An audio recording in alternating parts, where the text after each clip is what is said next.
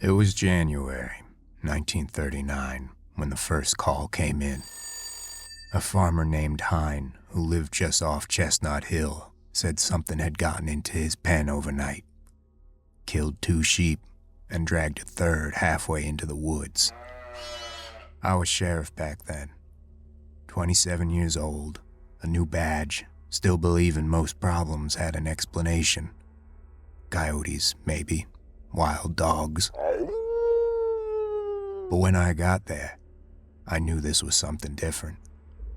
The carcasses were torn open, not eaten, just mauled. There were tracks in the mud, not paw prints, not hooves, claws, like a cat's, but bigger. 3 toes with a long drag behind them, like a tail had swept through. The newspapers called it hysteria. The Glastonbury Evening Press ran a headline, "Mystery Beast Terrorizes Town." Locals blame Glawackus. An editor coined the word. Gla for Glastonbury, whack for wacky, and us as a proper Latin ending. They meant it in jest, but the name stuck. For weeks, people kept calling. Dead chickens, a calf ripped apart, even a dog, a big one, a shepherd, found tangled in barbed wire, throat gone. I started sleeping with the radio on, listening to the static between stations. The farmers were scared, and fear spreads quick in a town like ours. I knew I had to do something before someone took matters into their own hands and made things worse for themselves. So one night, after another round of complaints, I took a small crew out past the reservoir. We packed rifles, lanterns, and a 5th of whiskey to keep the cold off. The moon was full, that pale, bright light that makes every branch look like it's reaching for you. We followed the trail through the snow until we found the carcass of a deer, half buried, its hindquarters gone. The same claw marks, the same drag in the snow. One of the men, Eddie Parson, swore he saw something move near the ridge. Big, fast, low to the ground. He fired a shot before I could stop him. The echo rolled down the valley like thunder. Then we heard it. A cry, high and guttural, like a scream and a growl all at once. It didn't sound like any animal I'd ever heard. We ran toward the sound, lanterns swinging. That's when I saw it. For a second, just a second, it was there, standing at the tree line. The size of a mountain lion, but thicker, heavier through the shoulders. Its fur looked dark, matted, almost patchy. The head was wrong, broad and flat, with teeth that caught the light. And the eyes, they were yellow. Not the reflection of the lantern. Yellow from within. It turned and slipped into the brush like smoke, gone without a sound. I told the men to hold their fire. We searched till dawn, but there was nothing. No blood, no tracks, no sign it had ever been there. By the time we got back, their belief in what we had seen was waning. I don't know if it was the whiskey or the exhaustion, but they began to laugh it off. Said I'd been searching for this thing for too long, that I'd seen a bobcat or a bear. I wanted to believe that, but I couldn't. The next morning, I went out alone. The snow had drifted overnight, clean and untouched. No tracks, no blood, no sign of anything. I almost turned back. Then, from deep in the woods, I heard it again. That same cry, low this time, drawn out. Not the sound of anger, but something else. A warning, maybe. Or a promise. It echoed once and faded into the trees, leaving the silence heavy between us. And standing there, I got the feeling we understood each other. That if I stopped looking for him, he'd stop giving me reason to. The killings ended by spring. Folks said it proved the whole thing had been nothing more than gossip and bad memory. That we'd scared ourselves silly and remembered it different than it was. But I know that's not true. The creature got the message that night, that it wasn't welcome here. And maybe it understood me too. These days, I live out past the ridge, where the trees grow thick. The phone doesn't ring much. Suits me fine. Sometimes I walk the property at dusk, listening for that sound, not because I want to find it, but because I want to know it's still out there, somewhere, keeping its word. There's peace in that kind of silence. The kind two creatures share when they've agreed to leave each other alone.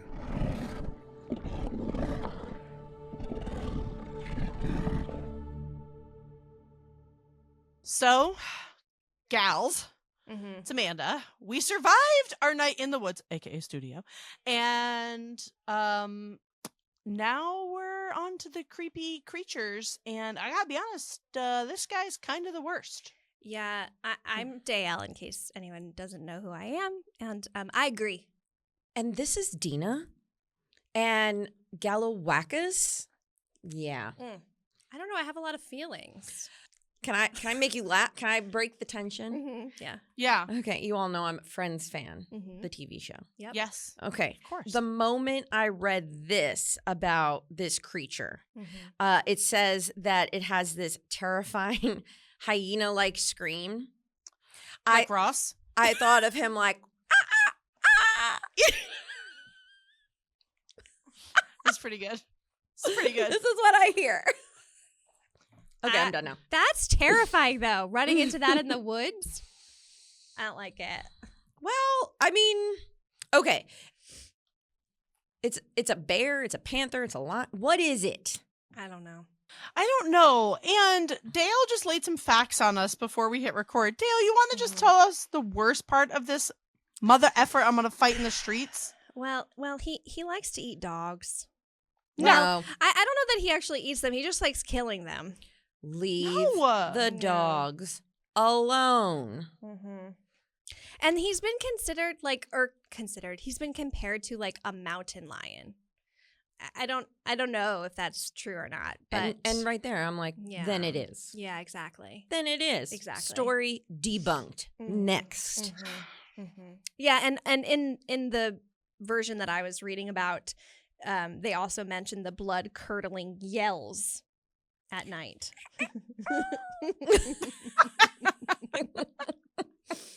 Ooh, scary. And now you'll all picture Ross. Yeah.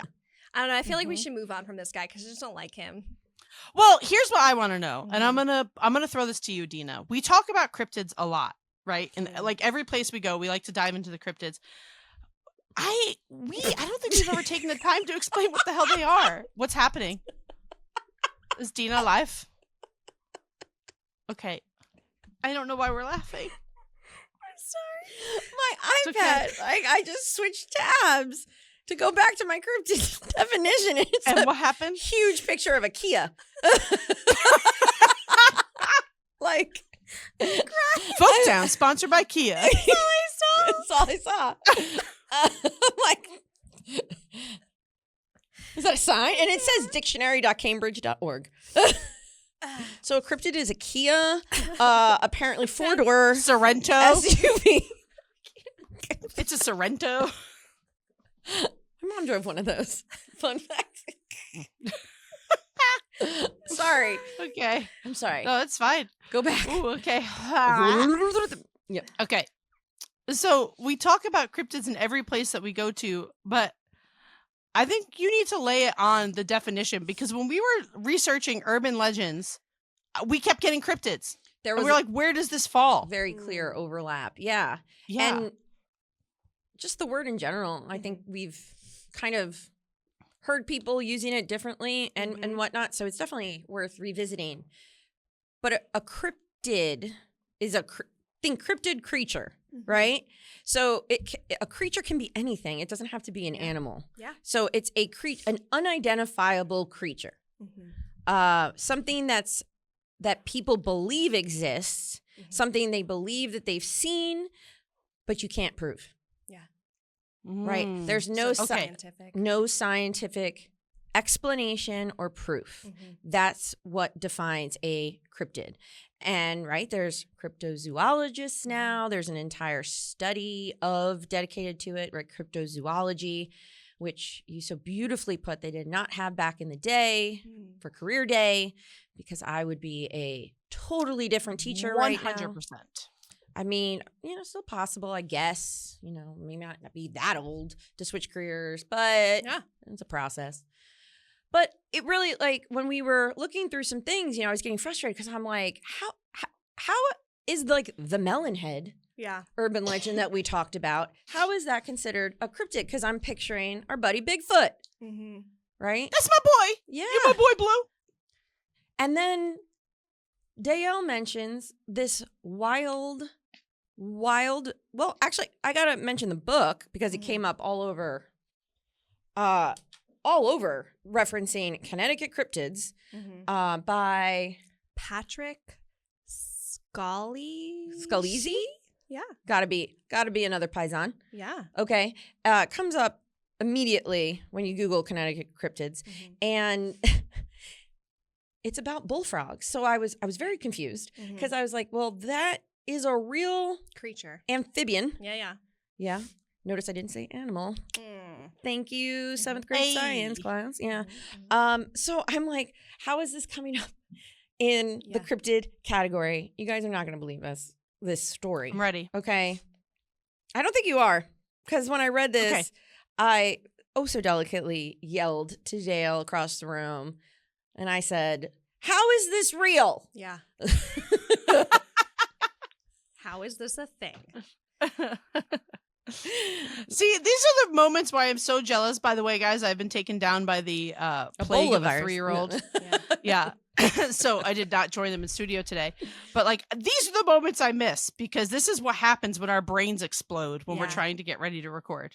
And also when you just hit that level of exhaustion, just everything annoys you that you're just like, no, this is not okay.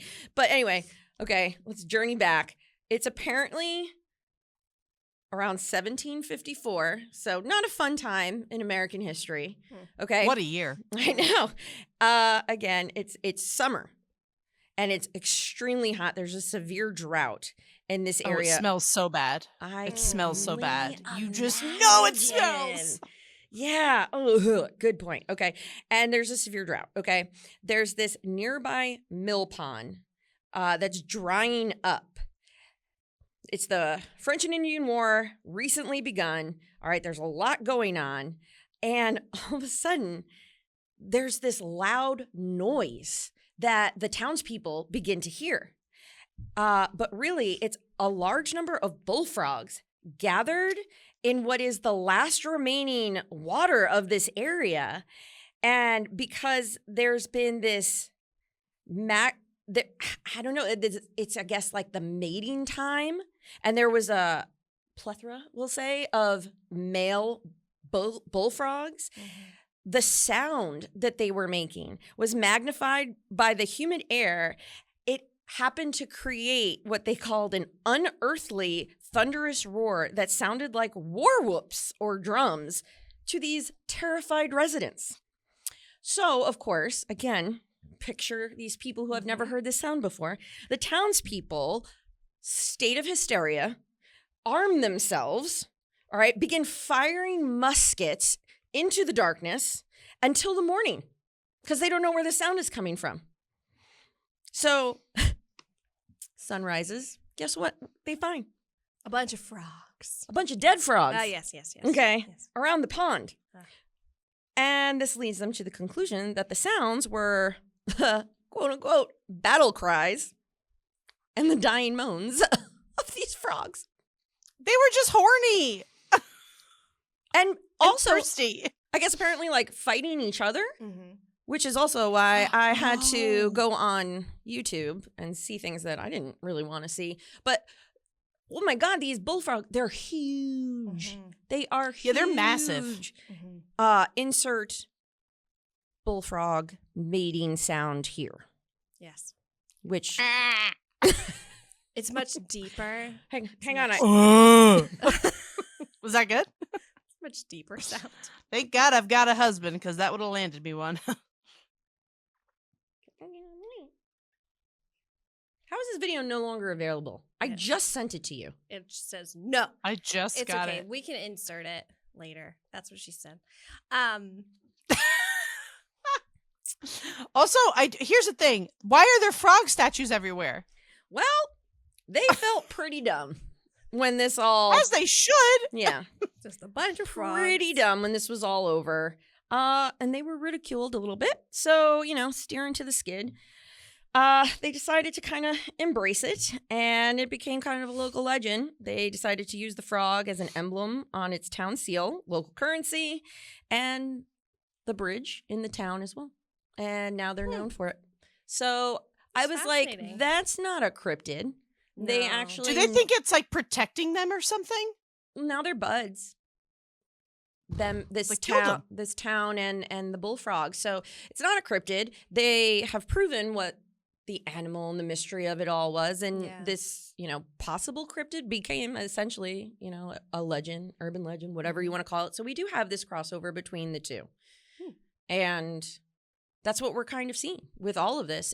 And maybe it's also because Connecticut is a smaller state, I can definitely That's see true. why these things Yeah. go hand in hand. They're overlapping a lot more. And you said, Dayelle, right? You have a frog story. It's not really a story. It's just a moment in time that I think is funny to share at this point because it does involve frogs. Were they mating? Yes. Stop it! And I was a child. Well, this just gets better and better. I don't remember where we were, but we were at some kind of aquarium that had a whole, frog, all different frogs. And there were bullfrogs. And anyone that knows what a bullfrog looks like, they know that they're very large. They're portly huge. fellows. Yeah, they're very girthy. And they were making sounds when we were there. Ribbit. And one ate another one. And that's my frog story. Wait a minute. Yeah. A bullfrog. He opened his mouth Ate? and ate the other frog. Were they of equal size? No. But apparently that was normal. The end. Oh my That's goodness story. gracious. Hate that. And then your parents were like, that's Darwinism, baby. And you know what's crazy is like I was little. I don't remember if there was any explanation or like, and this was the same time where I also went to like the Liberty Science Center. Oh, I love that place. Yes, Me and too. What a place. Someone put a tarantula in my hand that I no. thus threw because there was no warning that said tarantula was being placed in my hand. Dayelle's just yeeting this 200-year-old tarantula. And they were like, "Oh, it's fine. He won't hurt you." And I was like, "That was a spider, and you put it in my hand without any kind of warning. What did you think was going to happen?" I mean, I didn't say that because I was a very timid child, but Your face did. the spider was fine. I was Traumatized. not. Unfortunately. Traumatized. However, Um, the spider has not left the corner of its crate No. since that day. Exactly. And again, this is a long time ago. So like obviously I'm sure there was probably a conversation after these things happened. And these were two different situations. But the frog eating the frog, that was, you hear the sounds and then you see this happen and you're just like, okay. Yeah, that's not okay. What's just and Why? I think the weirdest part is you saw the frog, when a frog opens its mouth, it's got like a weird, It's got flippy flappers in there. There's like a lot going on there because it's all like gummy because there's no teeth. So you just saw the whole thing hate that the most. Okay, interesting. Sorry, that was my frog story. It wasn't creepy, but it was weird and unexplained. It was gross. Very unexplained. So I can understand why the frogs were put in cryptid storylines, because that was a weird thing that I couldn't explain as a child. Seeing it. Maybe there should be more. Right? I don't know. Okay. With that said, what other unexplained creatures lie in the depths of Connecticut? I have a little tiny story. Deena, I know you know this one because we've talked about it, but the black dog of Hanging Hills. It's not really a big story. But it kind of is, in the sense that black dogs have been in folklore for centuries. And he's You're also considered, this black dog is considered to be in a trio with our... That's true. With Zach Galifianakis. Glawackus. With our Zach Galifianakis. So, I just sat here and was like, wait, what are you What are you what? talking about? What was that? And then I was like, oh, it's this. Okay, got it. I'm back. Well, it's like the whole story is this little tiny mysterious black dog haunting the cliffs in the early 1800s, and people said that he had bright, intelligent eyes, but he was completely silent, and he would appear sometimes trotting happily beside travelers, tail wagging, showing no aggression, and then he would vanish without a sound or a footprint. So what's the problem? And that's what I'm saying. But then this Bro Montana W.H.C. Pinchon, he was a respected geologist who Wait, is that a published real an name? article. Yeah, W.H.C. Pinchon. But or Pinchon? wait, what did you just say? Bro Montana? Bro Montana. Yeah, Bro Montana. Okay, it's like a bro. I was like, This douche. Who is- This douche canoe. who's this guy? No, he was actually very intelligent. But he was a respected geologist who published an article about the black dog in the 1900s edition of the Connecticut Quarterly. And he wrote that while he was mapping the trap rock ridges near Meridian, Connecticut, he saw the black dog several times. Once when he was completely alone, and once while he was accompanied by another scientist, Herbert Marshall, who had seen it twice before. Marshall reportedly said, "I have seen it twice before. The third time will be my last." Not long after this conversation, during a later expedition, our Bro Montana Marshall fell to his death while surveying the West Peak and the highest point of the Hanging Hills. Witnesses claim that just before he fell, he turned, startled as if something had appeared beside him, something that only he could see. The black dog. Dun, dun, dun. Well, maybe he just So wanted that's the some legend. pets. And so the saying that W.H.C. Pinchon wrote in the article is, if you see the black dog once, be grateful, twice beware, and if you see it a third time, don't go back into the hills. That's not exactly what he said, but that's the newer version of You know this what's story. funny about this story is it's very urban legendy. It's like kind of a warning. See what I'm saying? Kind of a Yes. lesson. I see. This tie-in just keeps tying in. Well, maybe that's how we're now distinguishing between the European earlier folklore and now maybe like the Americanized version as Yeah. it's kind of crossed the pond. And I do just want to say, there is a Reddit story that I read of a firsthand account of this guy and this black dog. And in that Reddit story, it's essentially this guy who's obsessed with this goes to this mountain, the Hanging Hills, to see the black dog. And as they're walking up, there's a guy with a black dog off leash. But the black dog in the story was like a smaller black dog. So this is like a large black dog, and the guy has it off leash, and he says like, "Ha ha ha, you've got a legend up here." And you could tell the guy was like, yeah, kind of annoyed. Like, yeah, I've never heard that before. Jesus Christ. So then him and his wife are walking down, and he asks his wife, "Do you want to take the main trail, or down to the road?" And she said, "I want to take the road. That way we can see the river," because it kind of runs along the river. So the road leading up to Castle Craig is where they were ending up to go, is typically taken by cars and bikers. And so you can hike down it to see a glimpse of the Quinnipiac River, which is what she wanted to do, which I would want to too. If we're going to hike that whole thing, I want it to be warm and nice and pretty pictures. So I guess as they're walking, his girlfriend tugs him on the shoulder, girlfriend, wife, I'm not sure which is because he says both in this story. tugs him on the shoulder and points to a figure on the side of the road between some shrubbery. It stood about 10 feet ahead of them, and she said, "What the hell is that?" I took a step forward, and she tugged at my shirt, and she said, "Is that what I think?" And then he nodded, and all he could do was nod, because the figure was a small black dog with floppy ears and a hot dog tail, much like the one in Pynchon's illustration. I wouldn't have thought much of it, not for the fact that the figure was blurry, almost like it was otherworldly. It wasn't the distance between us that made it blurry, and there wasn't any fog-related conditions that day. It was a warm day in April, he said. It's almost as if Mother Nature had taken the dog in a Photoshop program and used the blur effect. Even when he took a step closer, to my girlfriend's hesitance, it still looked blurry. We were frozen otherwise, though, and we couldn't think to take a picture of the figure because we were scared, frozen. And there was an understanding between us that we shouldn't approach and just wait for it to cross. As the figure crossed the road, it didn't look at us. It just dawdled with its nose to the ground. And for the rest of the hike, we were completely silent. We both knew that what we saw, but we couldn't put it into words. And then he goes on to say that, obviously this is the first time they've seen the dog. So that's supposed to bring about joy. If you're quoting the OG story from our boy W.H.C. Pynchon, that says, "If a man shall meet the black dog once, it shall be for joy, and if twice, it shall be for sorrow, and the third time he shall die." Wow. So let's hope that's the only time he saw it. So do you want me to be serious or not serious first? You can be whatever you want, girl. This is your podcast. Let's do a compliment sandwich and do the bad stuff first. Someone's a mom. Yeah.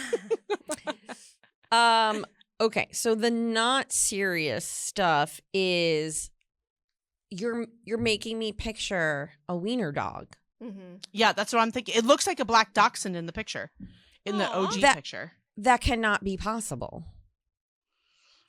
No? Because, I'm sorry, what do you picture when you hear black dog? I mean, I immediately thought of a lab. Same. A lab. A black lab. Yeah. And in this cryptid But book, that's it's a black because I have a black lab. Yeah. But you said something like a hot dog tail. Yep. It was a I'm wiener gonna show tail. you the picture. But this is from the OG story of the black dog. Yeah, and you the said dog looks like a tiny dog. I'm like, Can stop you it. see it? No. He looks like a dachshund. I mean, he that looks like a does. Rorschach thing to me right now. So Yeah. you don't want to know what I see in that image. We'll talk about that off air. A mother cradling a son. No. No. No. Maybe you saw it peener? too? I did see it. Oh my god. Yeah. What'd you We're see, a the peener? same. No. You see a wiener? What am I? Oh. What am I? Black dog? What? What image What are you black looking dog? at? What image are From you looking the original story, the W.H.C. Pynchon story. Pynchon. Chon. Please hold. Okay, I've zoomed it up. Can you see it better now? Nope. Still see the same thing. Sorry. Okay, it's a penis to you. Sorry. This one? Is this it? Yeah, That's gotta be it. Mhm. Oh, he's a little wiener dog. He's a weenie. He's so cute.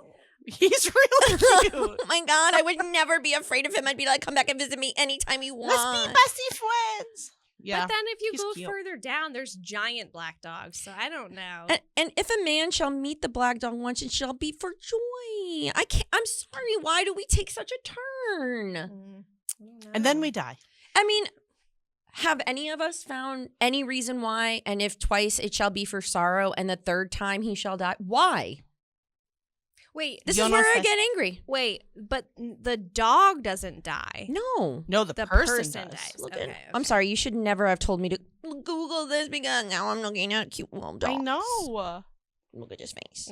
Yeah. Okay, we're gonna. A lot of people stop. said that they saw him on foggy days Hmm. after Marshall died, and others said that they heard the sound of paws following them on the stone trails, though no animal was there. That's my biggest dream. I want a dog, a Okay, ghost dog, to be So following see me. right there, that contradicts a lot of the legends because it's supposed to be silent and the prince Yeah. are just supposed to appear. Yeah. Mhm. Liars. But also, I will say Interesting. right now, it says right here, it was never described as demonic. It was just more like a silent omen. And I hate to quote the demon herself, but it reminds me of the omen in Harry Potter. the Grim. You remember the Mhm, Grim mhm, dog mhm, that like mhm. shows up in the tea Do leaves? you Yep. think a little bit of inspiration came from that? Absolutely. potentially? Yeah. That came up in some of my research as well. Yeah. Harry Potter was mentioned. Of course, Yeah. Supernatural was mentioned. Of course. Was Outlander? No, it was not. Oh man. Okay. Somebody said that this could be an answer to the black shuck of English folklore. Okay. I'm so glad you said that Mm. because now for the real stuff. So, origins go way back. I mean, we're talking Celtic, Germanic elements, British culture, right? Mm. European mythology, blah, blah, blah. Please ask me what some of the names are in the OG times because there's like a million names to these black dogs, and some of them are too good. Ask me. What are the names Yeah. One was of the duck? Shug Monkey. What? Shug Monkey Shug monkey. is a creature that shares features of a dog and monkey, which reportedly haunted Slow Hill Lane, Hmm. a street that leads from the village of West Radding to nearby Balsham. I don't know. This is England. I don't know the Delicious. name of Oh, these. okay, I was you gonna know, say this places. is in Connecticut. There are No, monkeys. no. These are the origins. Okay, Okay. and another one. Wait, Moody Dew. Oh, Moody Dew. that's Yes. cute. That's a good one. This was in the Isle of Man, Moody and Dew. it literally means black dog. It is a phantom black dog that reputedly haunted Peel Castle on the west coast of the Isle of Man. I'm okay with that. Oh, Moody Dew. I'm okay with that though. You know? I like Moody Dew. Yeah. Yep. There's also Padfoot, which to me was Harry Potter. That's Harry Potter. Mm-hmm. Wow. Hateful Pretend Thing. someone else wrote it. Oh, I don't like that. That's not good. That's for the Wagamunk. Boogie Beast. I mean, that's cute. That's adorable. but- Swooning Shadow. Oh, Harry Jack. well, And Dated Black him. Shuck. I mean, there's I more. like Black Shuck. Yeah. I just think of like corn and you have to shuck it. So Well, hopefully we are not shedding his skin. Okay. The Wagamunk thing is. I know. Anyway. These Dr. Seuss names. I can't. Okay, anyway. But these original dogs have been associated with death, right? They were Mhm. almost seen as like guardians of the underworld, which to me, ergo, is hellhounds, right? This connection Yes. with hellhounds, which is where I found that tie-in with more like supernatural. Okay. Let me scroll past my Moody Doo connection, which I'm sorry, that's wonderful. Class pet name. Absolutely. Mhm. Okay. Moody Dew. I know, so adorable. But people say seeing one is a bad omen, right? For telling death or tragedy. That was like the old way. Hmm. So as this came from Britain to the Americas, they weren't, from what I saw, I don't know how this changed to Connecticut, you know, they were described as huge, shadowy hounds, which is legends of like the Sherlock Holmes, right? The Baskervilles, Hounds of the Baskervilles, right? Hounds with these glowing red or yellow eyes. They lived in like misty places, churchyard, crossroads, big ones, right? Deserted roads at night. That's where they appeared. And people were seeing them as a bad omen, foretelling of their death, tragedies. That's what they were associated with. But now it seems like it's something different. They're not coming from hell, let's say, and kind of bringing you to hell almost. They're just like these ghostish creatures that just appear, right? Because in Connecticut, like our poor little wiener guy, like he just appears and he's just like, hey, bud, and then you're dead. And I just don't understand the switch because he doesn't seem like a bad dude, Yeah. yet bad things happen. Let's take the hike up to that castle like that guy and his wife girlfriend and see if we can see them. Yeah. Because once will be for joy. Yeah. Valid, but I'm going to want to play with him. That's okay, but it'll be in the same once time. We'll just never Yeah. go back again to get the twice or third.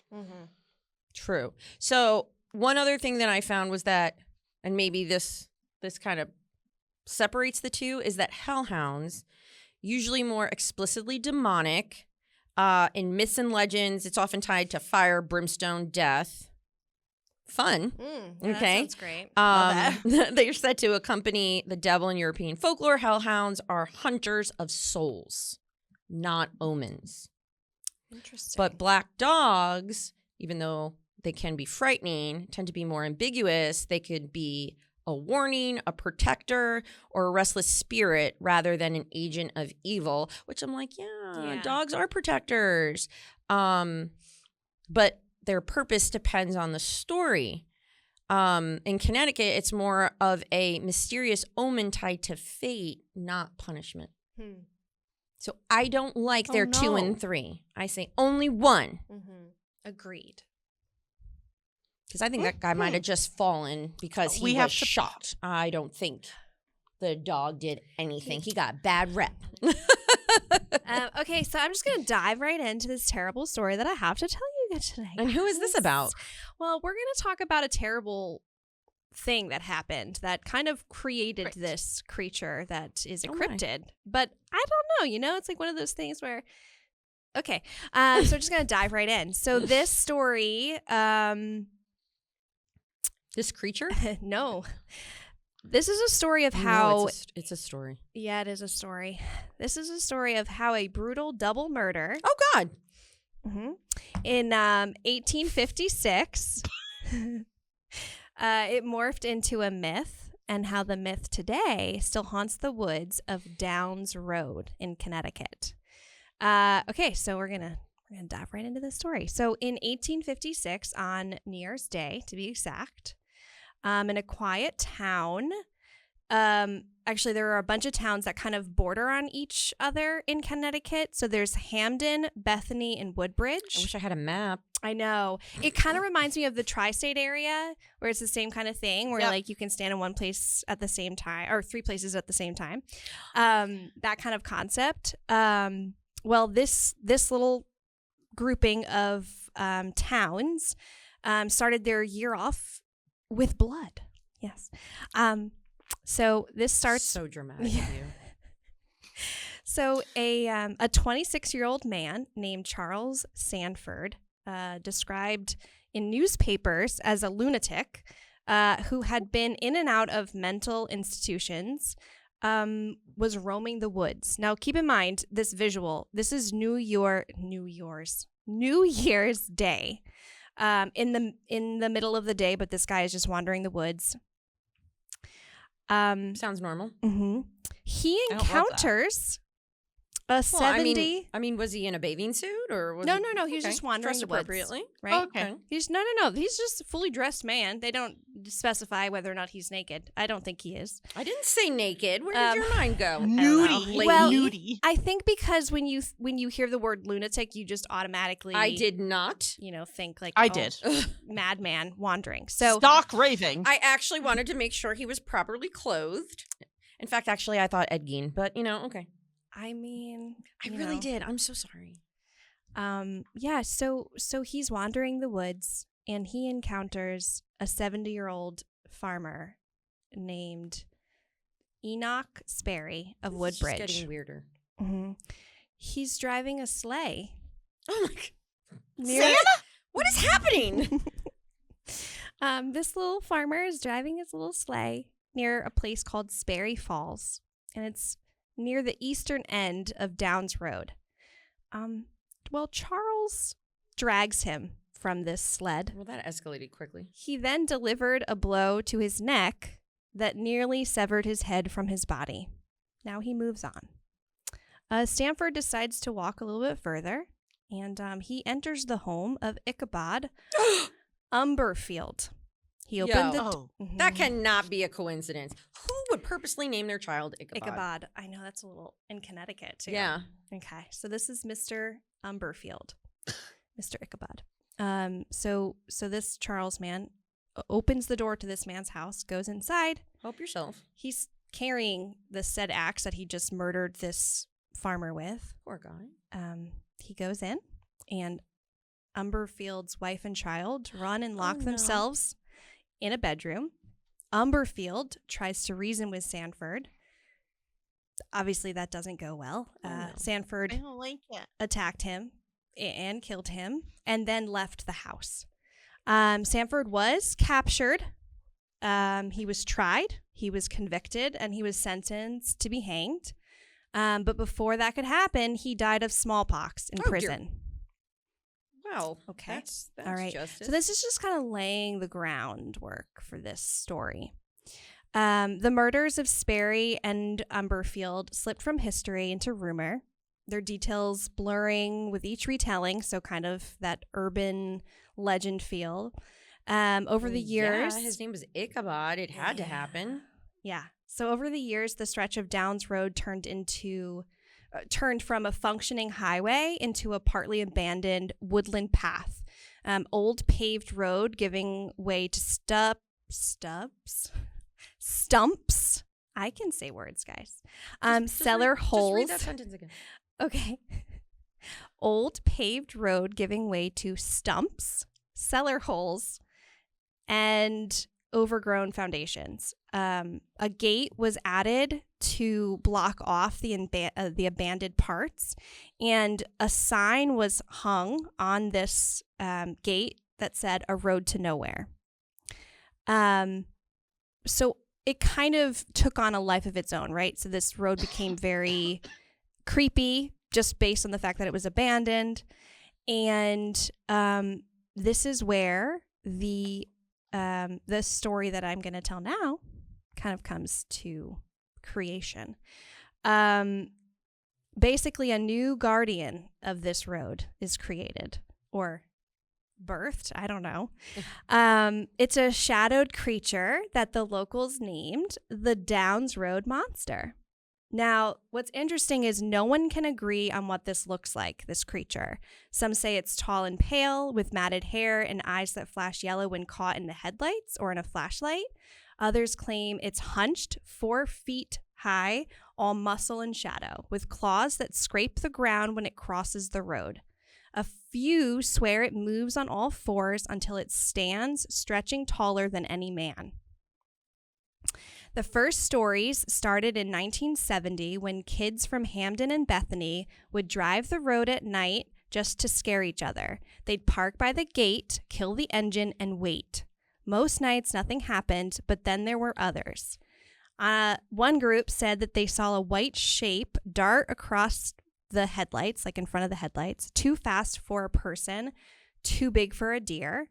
Another carload swore they hit something, but when they got out, the road was empty except for deep claw marks in the dirt beside the tire tracks. And then there are the sounds. Heavy, rhythmic footsteps pacing just beyond the tree line, the kind that start slow, then keep pace with your car as you drive. People say if you honk your horn 3 times, the creature answers back, a low, throaty growl that seems to come from all directions at once. Others claim it follows hikers, keeping to the brush, never quite visible, until they turn around and see large footprints next to their own.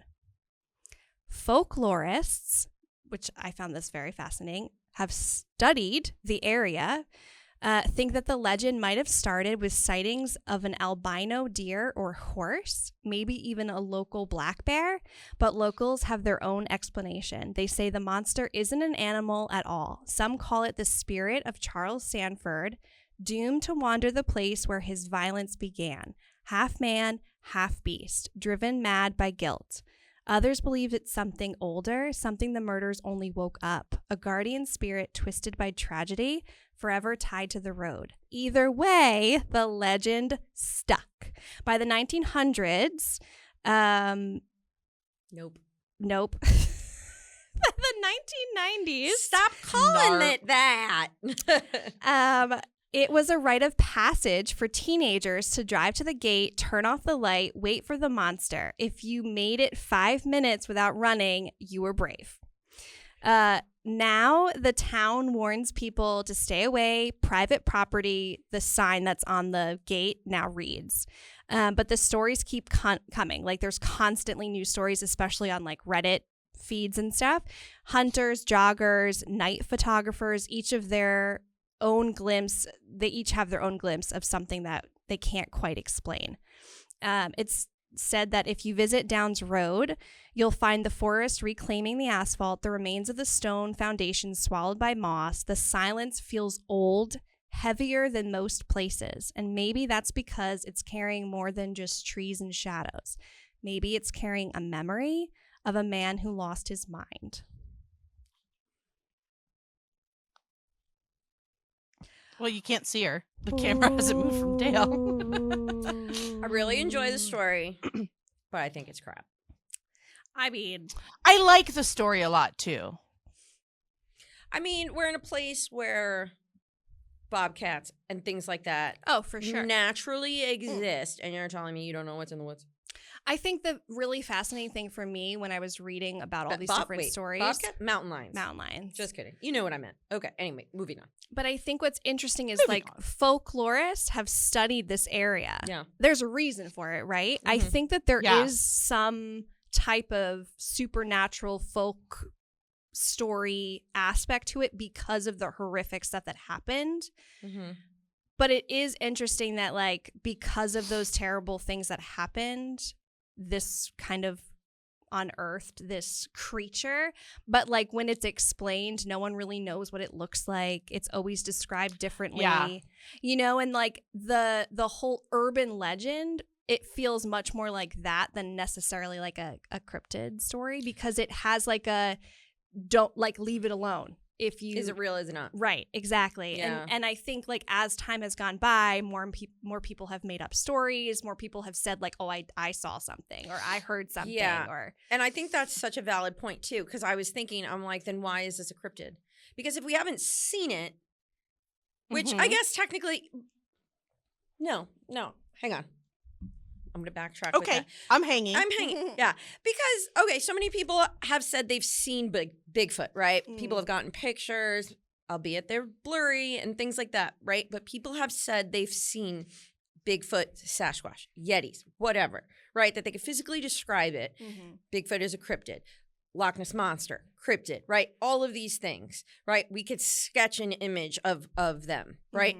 Even our rock slider bouldering in Colorado, that thing, you know, that beautiful pencil drawing, right? We had something. This thing, you're gonna say nobody knows what it looks like. Urban legend, not a cryptid. but it's a creature that can't be explained. It's a story that can't be explained. Exactly. So like, Don't do that. I That don't reminds know. me of. dun dun I dun. don't know. I don't know. Either way, it's a creepy story. It's a good one, It's a though. very It's good also- story. I want to go there now. Yeah. And explore. Yeah, well, and I think because it's private property, like anything that Pish you're posh. not allowed to go into just makes people want to go more and then believe the story even Yeah. more. You know, like it's one of those things where Yes. But if you tell me I can't do it, I'm going to want to do it. but then how are there hikers then? I think if you're hiking in the woods, you probably can end up at that road. It's the road that's private property. That's what we'll say we're doing. Yeah. Yeah. I would assume. Like, I don't know. I've never been We there. lost our black dog here. Yeah, exactly. Exactly. I mean, with Tucker, it could happen. Mm-hmm. But also, like, how horrible was that, double murder? But also, like, That's- unprovoked. Like, he just like went bananas, like lost it. Yeah. Well, That's to me always the scariest. yeah. Yeah. I did, too, try to find out a little bit more about the family because obviously the wife and child, there's nothing about them. I would assume that they probably don't want to be, known. Obviously, like such a horrific thing happened to their dad and husband. Yeah. But I wanna know more I would about be the very killer. curious about that. Yeah. He's in a lot of newspapers and stuff because Has it to was have like been. a huge deal when it happened. Well, what made him snap? How old was he? Where did he? he's 26. 26. And what year was this? This was 1856.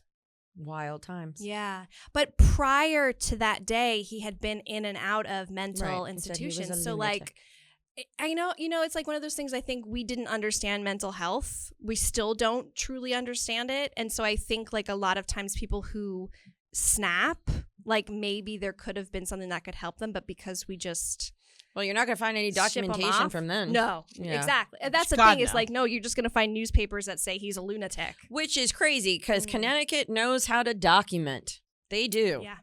They do. Yeah. Don't mind me just plugging a light in so that my face doesn't disappear. because it's 4:30 and it's getting dark in the Northeast. Hello, darkness, my old friend. Yeah, I think too that there's something to the fact that so many of these stories, like when we were talking about the Leatherman, and we actually didn't. We did no, not. no. When we were discussing him, and you said, Yeah. I think he was just an autistic man. Yeah, they have said that, which made me feel awful. Yeah. Yeah. Yeah. Agreed. You know, he doesn't have.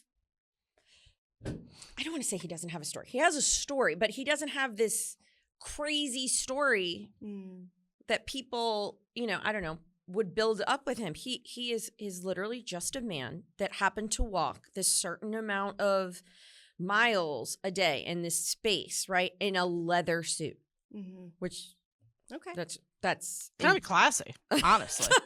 I mean, chafing must have been unreal. If you look at the picture, he does look a bit much. It's a little terrifying, the picture, and there is Okay. an image of him. Or I shouldn't say an image. It's probably a painting of some kind, or maybe an old photograph of some kind, hanging in the Danbury Library. But other than that, he didn't murder anyone. Like, he has no terrifying tale to tell. He didn't attack anybody. The interesting thing about him is he didn't talk. He was different. Yeah, and they actually tried to exhume his body from where he allegedly was buried in 2011, I read. Really? That's wild. His body was not there. Of course. When they opened the grave, all they found was dirt and coffin nails. Interesting. Now that's interesting. Yes, That is that is interesting. the only part of his story Yeah. that I was like, no, I'm listening. Okay? Well, Because That's they kind wanted of- to do a DNA test. They wanted to kind of, To make they sure. wanted to Yeah. find out, I believe, if he was the person they identified him as. Because they still don't know who exactly he was. That's why he's just called the so Leatherman. interesting. They don't know his actual name. Yeah. Well, that kind of leads into my guy. I'm going to do the Wild Man of Winstead, who, Do people know his name? well, I think it's my boy Bigfoot. Yeah. That's who I think it Wait, is. he's the other person in the trio of the black The trio. dog and the So, Glawackus. and then Zach Galifianakis. So he's a legend from the late 1800s. This takes place in Winstead, Connecticut, which is a section of Deena's husband's town, Wait, Winchester, in Winstead? Litchfield County. Oh, wait a minute. I'm sorry. Say that all again because I went to cut you off. You go, girl. Say it again. What? Winstead, Connecticut, a section of Winchester, Dean Winchester, in Sexiest Litchfield man alive. County. 2025. And forever in A my little bit heart. different. Yeah, Sorry. Sexiest Man Alive 2025. We will accept no slander. So the first reported sighting of this dude was August 1895. In the summer of 1895, two local men, Selectman Riley Smith and his hunting dog, were walking near Mad River when something charged out of the woods. Well, they're by Smith a river later- called Mad River. I mean, they're asking I mean, for what do it. you think's going to happen? Seriously. So he later told the Winstead Herald that the creature was covered in hair from head to foot, around 6 feet tall, and had a wild human-like face. It moved quickly on two legs, let out a kind of growler bark, and then vanished back into the forest. He said it wasn't a bear. It moved like a man, looked like a man, but it was faster, heavier, with the strength not natural. And his dog refused to go after it. And this is a hunting dog. So within days, newspapers all over New England picked up the story, and some dubbed it the Wild Man of Winstead. And that wasn't the end of it. So in the years that followed, there were sporadic reports of the same creature, always in the same hills and the woods surrounding Winstead and Winchester. In 1900, a local farmer claimed his chickens and pigs were being stolen by a naked man with long hair all over his body, living in the forest. Naturally. Why is that's I mean, That's a Tuesday. There he goes. update. there's the naked man and my chickens. In 1912, the townspeople reported strange footprints along Mad River and bare human prints much larger than normal. Bear is spelled B-A-R-E, like a bare foot, not like the foot of a bear. And then in Oh, 1972, nearly 80 years later, A man named Samuel R. Spencer. What a name. That is. He told police that he saw a tall, shaggy creature, man-like, cross the road near Crystal Lake, keeping stride with his car for several seconds before vanishing into the brush. Each time authorities investigated, and each time they found nothing conclusive. A lot of people think that this was a hermit or escaped patient from the nearby asylum mentioned previously in the Melonheads. Or was it a large black bear that apparently could be walking upright all the time? I don't know. And the most likely amongst Connecticut believers is that this is their own version of Bigfoot, a creature native to the Litchfield Hills along where the settlers arrived. In fact, the Winstead areola. Okay, the Winstead area is now considered by researchers at the Bigfoot Field Researchers Organization, known as BFRO, to be one of the earliest documented Sasquatch-like reports in New England. And what makes this remarkable is that there is a paper trail you can go back and see this. So in the Winstead Herald in August 1895, the Hartford Courant, both ran front page articles about the wild man sighting. Copies of the articles have survived, and they're in the Connecticut archives and reprinted in books like Connecticut Lore, Strange Off Kilter, and Full of Surprises by Zachary Lamoth. And then later in the 1970s, the stories resurfaced in the Hartford Courant, the Waterbury Republican American, and modern witnesses have described seeing the creatures. So do we think it's my boy Bigfoot? I mean, you said Crystal Lake, so it's clearly Jason. Well, that's what I was thinking, honestly. Wait, there's a Bigfoot Research Center? Oh, I knew about this. Yes, it's the BFRO. Okay. I'm sorry, what? There's a guy that I follow on TikTok. What is it? Okay, I must tell you. The BFRO. The BFRO. And he went to their headquarters. There's this guy, Mark, that I follow on TikTok. He's amazing. He does these side quests called the Great American Side Quest. And he went there, and there's a thing where you could smell what Bigfoot's would smell like, and there's the canister. I'm not kidding. Everyone go on TikTok and find this. Wait. I've seen this video of this man. Yes. And he's like, "Bleh." He's like, yes. Oh my gosh. You maybe, I don't know how. Anyway. I've probably sent it to you guys. Yeah. But shared it in that yeah, there's group. like a whole headquarters that you can go to, and yeah. No. That's wild. We should make a trip there. Let's add it to the list. I want to go. That's a crazy. It's somewhere in the Pacific Northwest, I think. That's crazy. Sorry, that was That's very where all that fascinating stuff to me. is. Well, then it's not Connecticut. No, it's not. But we No. we should go there too. But they are the OG, like they're like the Bigfoot orgos, and they said that this is the first sighting of the Bigfoot in the New England territories. I don't know. Do you think they're cousins?